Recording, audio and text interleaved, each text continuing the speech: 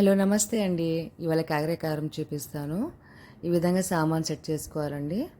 కాకరకాయని peel చేసుకొని మీరు చిన్న చిన్న ముక్కలు కోసి పెట్టుకోవాలి.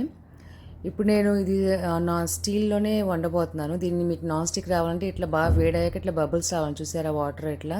ఇప్పుడు మీకు నాన్ స్టిక్గా తయారైపోయినట్టు. ఇప్పుడు 1 స్పూన్ ఆయిల్ వేసి మనం మిరపకాయలు వేపుకుందాం అండి. నేను ఒక 2 బిగ్ తీసుకున్నాను కదా కాకరకాయ పెద్దవి. దానికి ఒక 10 కానీ 12 కానీ ఎండుమిరపకాయలు వేగనియాలి సిమ్లో. దోరగా వేగనియండి. అదే తీసేసిన తర్వాత ఇప్పుడు ధనియాలు వేసుకుందాం. దీనికి వచ్చేసి ఒక 2 స్పూన్ ధనియాలు వేసుకోవాలండి. తర్వాత పచ్చెనపప్పు, మినప్పప్పు, ఇవి కూడా 2-3 మినిట్స్ దోరగా వేగనియాలి. చింతపండు కూడా ఇప్పుడే వేసేద్దాం, కొంచెం మెత్తబడుద్ది మనకి గ్రైండ్ చేసేటప్పుడు. తర్వాత జీలకర్ర, ఇది కూడా దోరగా వేగనియాలి. ఇదంతా అయిపోయాక లాస్ట్ నువ్వులు వేయండి. తర్వాత స్టవ్ కట్టేయండి. ఇవి జంప్ చేస్తూ ఉంటాయి నువ్వులంతా. ఇదంతా ఇప్పుడు మన రూమ్ టెంపరేచర్లలో కూల్ అవ్వనిద్దాం. మళ్ళీ ఇప్పుడు ఒక 1 స్పూన్ ఆయిల్ వేసుకొని ముందుగా కోసి పెట్టుకుని మనం ఇవి కాకరకాయ ముక్కలు ఉన్నాయి కదా, ఇవి సిమ్లో బాగా వేగనియాలండి. ఒక 15 మినిట్స్ దాకా సిమ్లో మీరు వేగుతుంటే అస్సలు అడుగు అంటుందండి. ఇది నాన్ స్టిక్గా తయారు చేసాం కదా మన స్టీల్. మీరు కనుక బబుల్స్ రాకుండా ఇవన్నీ కుక్ చేస్తే స్టిక్ అవుతుంది. ఇందాక ఫస్ట్లో చూపించినట్టు బబుల్స్ వస్తే మీకు స్టిక్ అవ్వదు వాటర్. ఇప్పుడు ఈ మన కారం చేసి పెట్టుకుందాం. చిల్లిపాయసి రుబ్బేసుకొని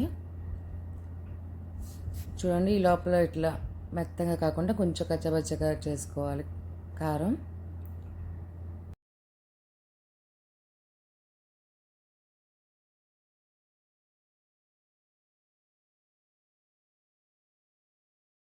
ఉప్పు సరిపడంత వేసుకోండి. ఇది ఇట్లా మిక్స్ చేసేయాలి. ఇప్పుడు కాకరకాయ చెక్ చేద్దాం. చూడండి, ఇట్లా క్రంచిగా అయిపోతుంది, మీకు సౌండ్ వస్తుంది అయిపోయేటప్పుడు. కొంచెం బెల్లం వేసుకొని సగం కాకరకాయ వేసుకుందామండి. లైట్గా సెమీ గ్రైండ్ చేయాలి. ఒక 1-2 సెకండ్ అంతే తిప్పాలి. తిప్పేసిన తర్వాత మనం హాఫ్ కారం తీసి పక్కన పెట్టుకుందాం. దీంట్లోంచి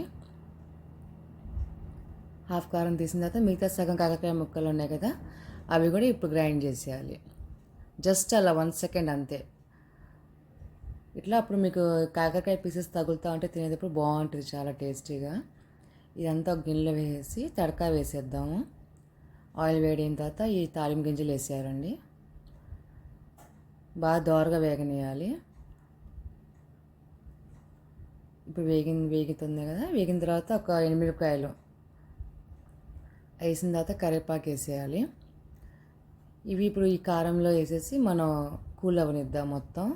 ఇది మీరు ఒక 1 మంత్ దాకా స్టోర్ చేసి పెట్టుకోవచ్చు అండి. చాలా టేస్టీగా ఉంటుంది. మీరు టేస్ట్ చేసి మీ ఫ్రెండ్స్ కూడా షేర్ చేయండి ఈ రెసిపీని. Thank you for watching. తప్పకుండా మీ కమెంట్స్ రాయండి.